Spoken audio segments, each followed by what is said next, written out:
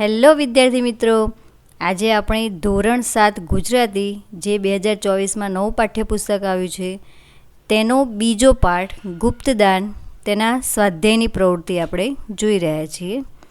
તો અહીંયા વાતચીતમાં કેટલાક પ્રશ્નો આપ્યા છે. પહેલો પ્રશ્ન છે, જો ડૉક્ટરે ગામ છોડી દીધું હોત તો શું થાત?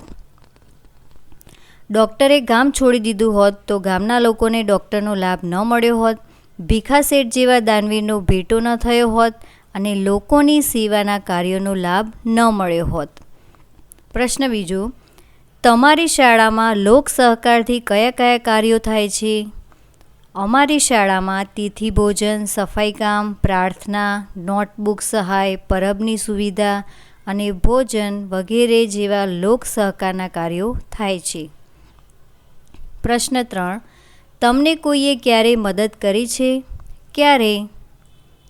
હા, હું એક વખત બીમાર હતો અને પપ્પા પણ ઘરે ન હતા ત્યારે અમારા પડોશમાં રહેતા મગન કાકા મને દવાખાને લઈ ગયા હતા અને મારું ખૂબ ધ્યાન રાખ્યું હતું.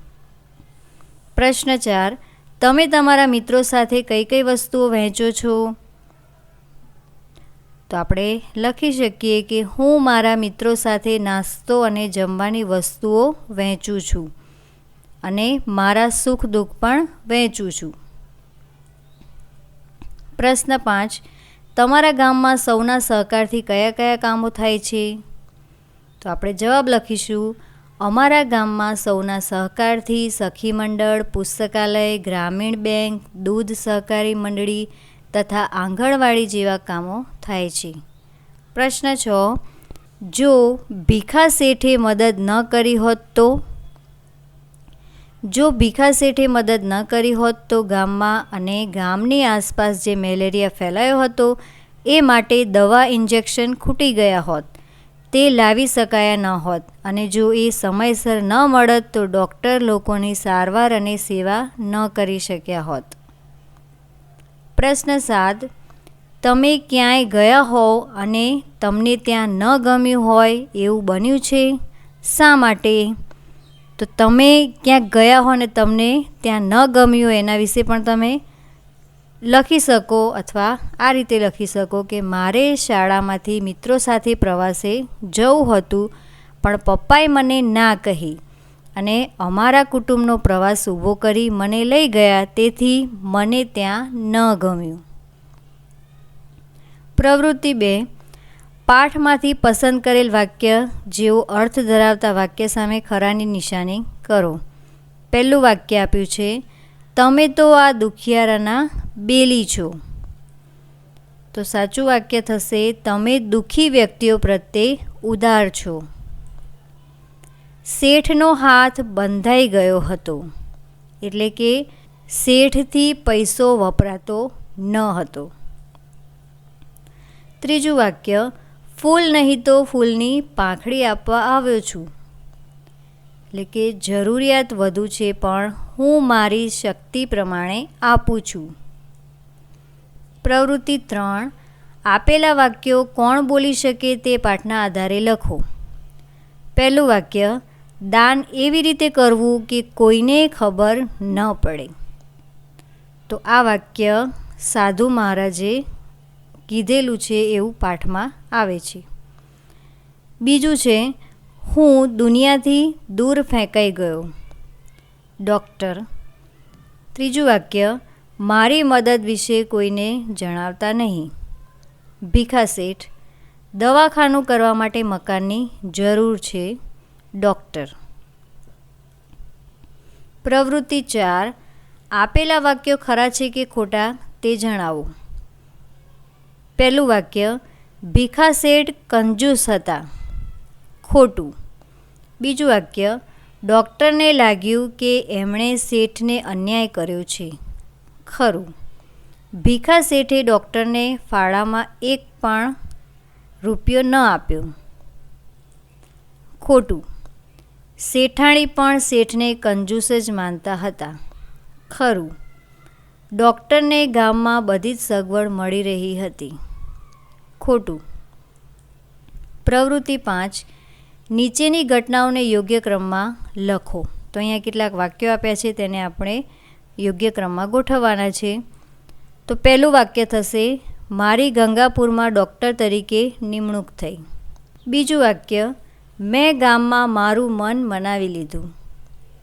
ત્રીજું વાક્ય, ભીખા શેઠની મદદથી મારું દવાખાનું ચાલુ થયું. ચોથું વાક્ય, શેઠનું વર્તન મને અકળ લાગ્યા કરતું. પાંચમું વાક્ય, ગામમાં મેલેરિયાનો પવન વાયો. અને 6, ભીખા શેઠ ગામ લોકો માટે મદદ કરવા મારી પાસે આવ્યા.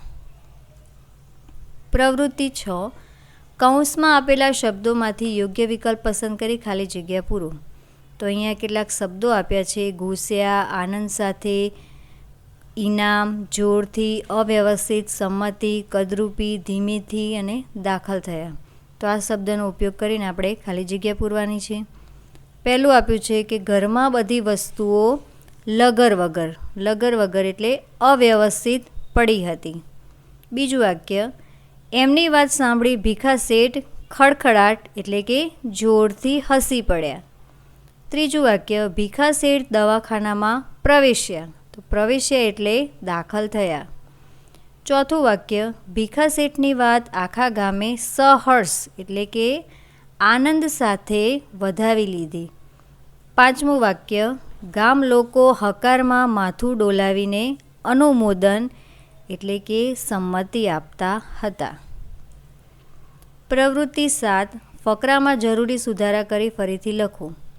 તો અહીંયા એક ફકરો આપ્યો છે, મારા ગામ નાનકડું છે. તો એવું ના આવે, એવું આવે કે મારું ગામ નાનકડું છે. મારા ગામનું નામ ચેતનગઢ છે. તે દરિયા કિનારે આવેલું છે. ગયા સપ્તાહે ખૂબ પવન ફૂંકાયો હતો. દરિયાઈ તોફાને ઘણું નુકસાન કર્યું. સરકારે તપાસ કરાવી. હવે પછી બધાને રાહત આપવામાં આવશે. પ્રવૃત્તિ 8, ઉદાહરણ મુજબના વાક્યો લખો. ઉદાહરણ, તો અહીંયા ઉદાહરણ આપ્યું છે કે સ્ટેશનથી ગંગાપુર જવા માટે ન મળે મોટર બસ કે ન મળે ગાડું. બીજું વાક્ય આપ્યું છે, રણમાં ન મળે પાણી કે ન મળે છાંયડો. તેવી જ રીતે આગળ વાક્ય લખવાનું છે, સૂવા માટે ન મળે ગાદલું કે ન મળે ખાટલો. બીજું વાક્ય, મારા મિત્ર સુરેશને ન આવડે અંગ્રેજી કે ન આવડે ગણિત. તો અહીંયા તમે પણ તમારી રીતે અલગથી વાક્ય લખી શકો છો. ત્રીજું વાક્ય, મારા મિત્ર મહેશને ન આવડે બાઇક કે ન આવડે સાયકલ. પ્રવૃત્તિ 9, સંવાદ પૂર્ણ કરો. પાર્થ કહે, અરે યાર કૌશિક શું કરે છે? કૌશિક કહે, ગણિતના દાખલા ગણું છું. પાર્થ કહે, વાહ ભાઈ વાહ, તું અને ગણિત? કૌશિક કહે, હા, કેમ? ગણિત મને ખૂબ ગમે છે. પાર્થ કહે, મૂકને ગણિત બાજુમાં, તારે બજારમાં આવવું છે?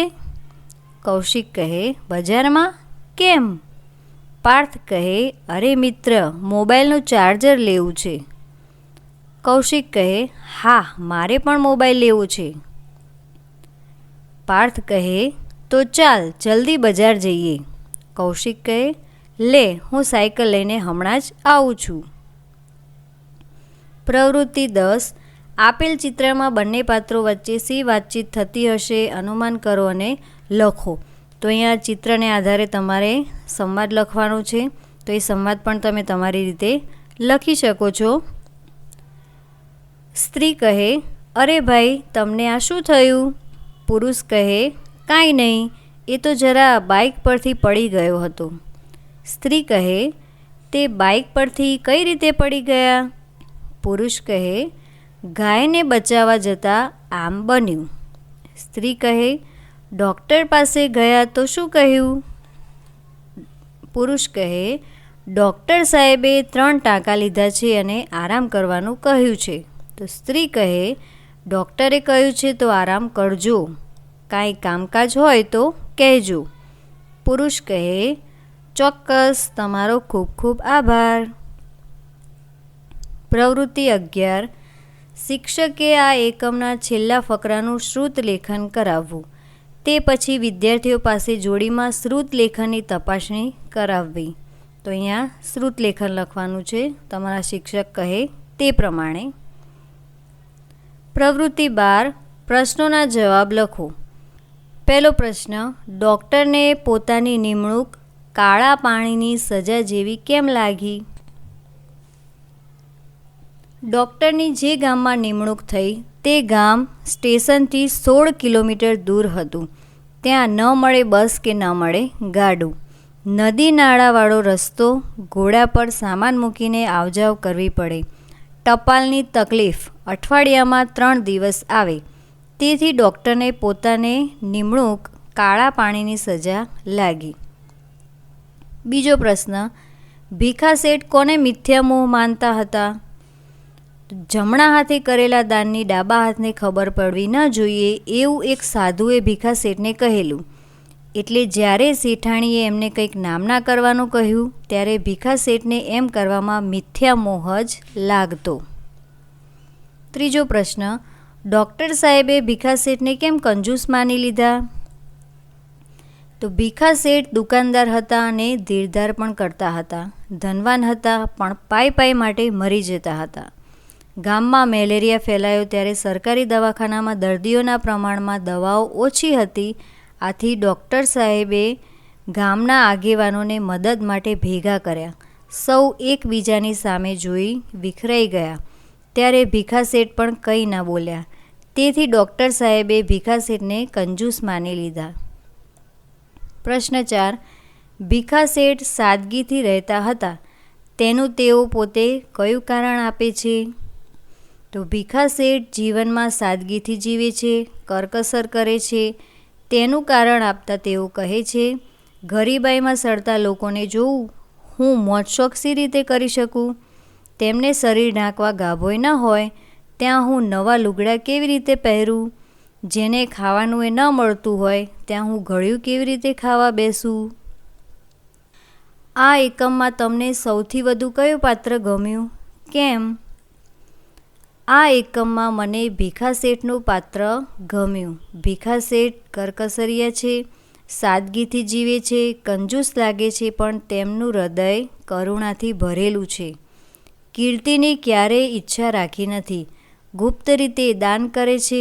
તેથી મુઠ્ઠી ઉંચેરા ભીખા શેઠ મને ગમે છે. પ્રશ્ન 6, શેઠાણીનો ભીખા શેઠ માટે શું મત હતો? શેઠાણી ભીખા શેઠ માટે પોતાનો મત આપતા કહેતા કે તમારી પાસે ધન છે તો કંઈક નામના કરો, પુણ્યદાન કરો, સદમાર્ગે વાપરો. પ્રશ્ન 7, ગંગાપુર વિશે 5-7 વાક્યો લખો. તો ગંગાપુર રેલવે સ્ટેશનથી 16 કિલોમીટર દૂર છેવાડાનું ગામ છે. ત્યાં આવવા જવા ન મળે બસ કે ન મળે ગાડું. ઘોડા પર જવું પડે. નદી નાળાવાળો રસ્તો. અઠવાડિયામાં 3 દિવસ ટપાલ આવતી હતી. લોકોને માટે આરોગ્યની પણ સુવિધા ન હતી. આમ ગંગાપુર સાવ પછાત ગામ હતું. પ્રવૃત્તિ 13, નીચેના પાત્રોના સંવાદ લખો અને ભજવો. જોડી કાર્ય. તો અહીંયા ડૉક્ટર અને ભીખા શેઠના પાત્રનો આપણે સંવાદ લખવાનો છે. ડૉક્ટર કહે, નમસ્તે શેઠજી, આ ગામમાં સરકારે મારી ડૉક્ટર તરીકે નિમણૂક કરી છે. અહીં નથી તો દવાખાનાની અલાયદી જગ્યા કે નથી કશી રહેવાની સગવડ. તેથી આપનું નામ સાંભળીને મળવા આવ્યો છું. મને એ માટે કંઈ મદદ મળે? ગામના લોકોની સેવાનું કામ છે. શેઠ કહે, હું તો એમાં શી મદદ કરી શકું? પણ હા, દવાખાના માટે ચોરા પાસે એક ઓરડી છે ને રહેવા માટે મારા મકાનનો મેળો ખાલી કરી આપું. આપ ત્યાં રહી શકો. ડૉક્ટર કહે, ભલે શેઠ, એટલું થાય તોય ઘણું. તમારો આભાર શેઠજી. શેઠ કહે, કંઈ બીજી જરૂર હોય તો પણ કહેજો. ડૉક્ટર કહે, સારું, ચોક્કસથી જણાવીશ. પ્રવૃત્તિ 14, પાઠને આધારે ડૉક્ટરની એકોક્તિ રજૂ કરો. મારી નિમણૂક ગંગાપુર જેવા નાના અને અંતરિયાળ ગામમાં થયેલી. ગામ તો સ્ટેશનથી 16 કિલોમીટર દૂર હતું. સ્ટેશનથી ગામમાં જવા માટે મોટર, બસ કે ગાડાની સગવડ નહોતી. નદી નાળાવાળો રસ્તો હોય, ઘોડા પર સામાન મૂકીને આવજાવ કરવી પડતી. દવાખાનું કરવા અલગ મકાન ના હોય. ભીખા શેઠે મને મદદ કરી હતી. કમ્પાઉન્ડર માટે ગામના જ શંકર નામના નવજુવાનને રાખ્યો હતો. મેલેરિયાના રોગચાળા વખતે ગામ લોકોને મેં મદદ કરવા વિનંતી કરી હતી, પરંતુ બધા વિખરાઈ ગયા. કોઈને ખબર ન પડે તેમ ભીખા શેઠે આવીને મને મદદ કરી, પરંતુ આ અંગે કોઈને જાણ ન કરવા પણ કહેલું. તેમની આવી દાનવીરતા જોઈને મને તેમની પ્રત્યે ખૂબ જ માન જાગ્યું હતું. મનોમન હું તેમને વંદી રહ્યો.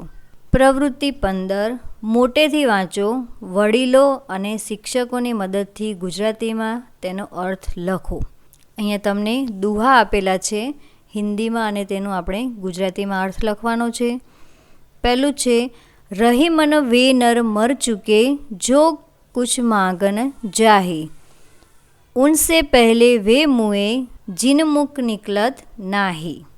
તો આપણે એનો ગુજરાતીમાં અર્થ લખીશું. રહીમ કહે છે કે ભીખ માગવી એ કરતાં મૃત્યુ બહેતર છે, એટલે કે મૃત્યુ એના કરતાં સારું છે. જે માણસ ભીખ માગવાની સ્થિતિમાં આવી ગયો, જે ભીખ માગવા જાય છે તે મરી ગયેલા સમાન છે, અને એ લોકો તો પહેલાંથી જ મરેલા છે જે માગવા છતાં સાફ ઇનકાર કરે છે. બીજું આપ્યું છે, जो दान कर्तव्य समझकर बिना किसी उपकार की भावना से उचित स्थान में उचित समय पर और योग्य व्यक्ति को ही दिया जाता है उसे सात्विक दान कहा जाता है. આ શ્રીમદ ભગવદ્ ગીતામાં લખ્યું છે. તેનો અર્થ થશે, જે દાન કર્તવ્ય સમજીને કોઈ પણ ઉપકારની ભાવના વિના યોગ્ય વ્યક્તિને યોગ્ય સમયે યોગ્ય જગ્યાએ આપવામાં આવે છે તેને સાત્વિક દાન કહે છે. પ્રવૃત્તિ 16. આપેલા વિષય પર 2 જૂથ પાડી ચર્ચા સભા યોજો. તમે કઈ બાબતમાં કરકસર કરશો અને કઈ બાબતમાં કંજૂસાઈ કરશો, આ બંને જૂથ પાડી અને ચર્ચા સભાનું આયોજન કરવાનું છે. કરકસર કોને કહેવાય, પહેલાં તો એ આપણે સમજી લઈએ કે સમય, શક્તિ કે સાધનનો વિવેકપૂર્વક વેડફ્યા વિના ઉપયોગ કરવો તે કરકસર છે. અને કંજૂસાઈ કોને કહેવાય, તો આવશ્યક હોવા છતાં વસ્તુઓ માટે પૈસા, સમય કે શક્તિ ન ખર્ચવા તે કંજૂસાઈ છે. તો બંનેનો અર્થ આપણે સમજી લીધો. હવે એના વિશે તમારે ચર્ચા સભાનું આયોજન કરવાનું છે. ચાલો યાદ કરીએ. આ એકમમાં નવા શીખ્યા હોય તેવા કયા શબ્દો તમને યાદ છે, બોલો. તો નવા જે શબ્દો શીખ્યા હોય તેના વિશે તમારે બોલવાનું છે. ચિત્ર આધારિત કઈ પ્રવૃત્તિ હતી, તેમાં તમે શું અનુમાન કર્યું, તો તમે જે અનુમાન કર્યું હોય એની ચર્ચા કરવાની છે. તમને આ એકમ વાંચતા કેટલો સમય લાગે છે, સમય નોંધો. તો એકમ વાંચી અને તમારે સમય નોંધવાનો છે. ડૉક્ટર અને ભીખા શેઠનું પાત્રલેખન સરસ રીતે કોણ કરી શક્યું હતું, તો એ પણ જેને સરસ રીતે કર્યું હોય તેનું નામ તમારે લખવાનું છે. ડૉક્ટર અને ભીખા શેઠનો સંવાદ કોણ કોણ સૌથી સરસ રીતે બોલ્યું હતું, તો જેને સરસ સંવાદની રજૂઆત કરી હોય તેનું નામ લખવાનું છે. તમને કઈ કઈ પ્રવૃત્તિ અઘરી લાગી તેના ક્રમાંક લખો. તો આ જે પ્રવૃત્તિ આપણે આ પાઠની કરી છે તેમાંથી જે તમને અઘરી લાગી હોય તેનો ક્રમ નંબર તમારે અહીં લખવાનો છે. તો અહીં આપણે આ પ્રવૃત્તિ પૂર્ણ કરી. અને આ વિડીયો તમને કેવું લાગ્યું અમને જરૂરથી જણાવજો. અને અમારી ચેનલને હજુ સુધી સબસ્ક્રાઈબ ના કરી હોય તો સબસ્ક્રાઈબ કરી દેજો. ધન્યવાદ.